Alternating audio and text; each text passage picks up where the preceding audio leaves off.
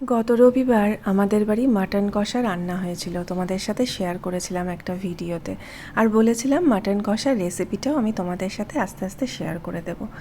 তো তোমরা তো দেখতেই পাচ্ছ আমি আস্তে আস্তে রান্নাটা করছি, আর সেই সঙ্গে তোমাদের সাথে একটু গল্পও করে নিই এই সুযোগে। তো মাটনটাকে আমি ম্যারিনেট করে রেখেছিলাম, আর দইটা আমি কখনো ম্যারিনেশনের সময় দিই না, কোনো মাংসেই দিই না, না চিকেন না মাটন, ওটা আমি রান্নার সময় ইউজ করি। তো তোমরা কে কে ম্যারিনেশনের সময় ইউজ করো, বা রান্নার সময় দিলে বেশি টেস্ট হয় না ম্যারিনেশনের সময় দিলে টেস্ট হয়, সেটা আমাকে অবশ্যই জানিও। আচ্ছা, এবার বলি এই মাটন কষা রান্নাটা আমি কেন করেছিলাম। আমার মা এখানে আসার পর থেকে আমাকে তো খুব একটা রান্না কোনো সময়ই করতে দেয় না, কিন্তু আমার বাবাও করতে দেয় না, কিন্তু আমার বাবার শখ হয়েছিল যে আমার হাতের রান্নাটা খাবে। আর আমারও ইচ্ছা করে মাঝে মাঝে যে ভালো ভালো রান্নাগুলো আমি করতে পারি সেগুলো নিজে হাতে মা বাবাকে বানিয়ে খাওয়াই। কারণ বিয়ের আগে আমি খুব একটা রান্না বান্না পারতাম না, সত্যি কথা বলতে। তো সেই জন্য এরকম ভালো মন্দ খাওয়ানোও হয়নি। তো আমি সেই জন্য বাবাকে বললাম যে ঠিক আছে আমিই করছি। মাটন কষার যে স্পেসিফিক ব্যাপারটা আমি করি, মাটনটাকে আমি কষাই অনেকক্ষণ ধরে। আমি জানি না তোমরা কতটা কি এগ্রি করবে, আমি কিন্তু মোটামুটি 40 থেকে 45 মিনিট অবধি মাটনটাকে কষাই, এবং যদি পরিমাণ বেশি হয় সেটা 1 ঘন্টাও হয়ে যায়। এই স্টেপটা খুবই ক্রুশিয়াল, কিন্তু আমার মনে হয় যে এই কষানোটা যদি ঠিক মতো না হয় তাহলে কিন্তু মাটনটা সেই টেস্ট হয় না।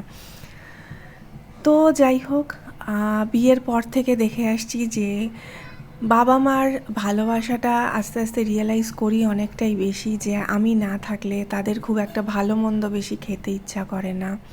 বাড়িতে থাকলে তখন এটা আনো সেটা আনো, এটা রান্না করো, মনু কি ভালোবাসে সেটা করো, এগুলো কিন্তু চলতেই থাকে।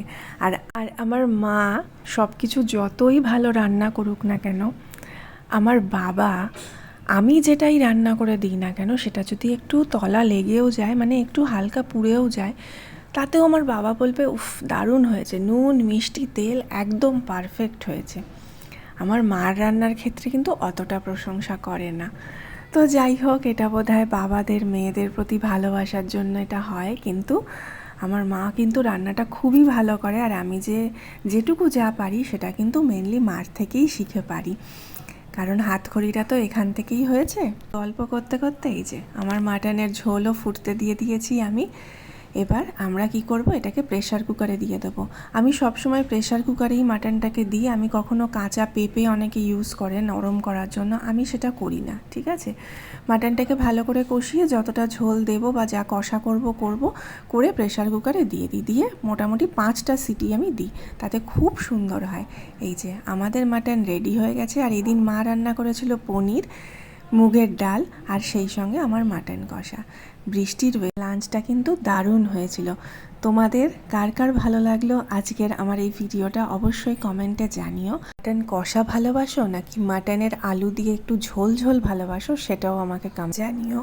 আর ভিডিওটা ভালো লাগলে অবশ্যই বন্ধুদের মধ্যে শেয়ার করে আমার পাশে থেকো। আজকের মতো টাটা, দেখা হচ্ছে নেক্সট কোনো ইন্টারেস্টিং আরও ভালো ভিডিওতে।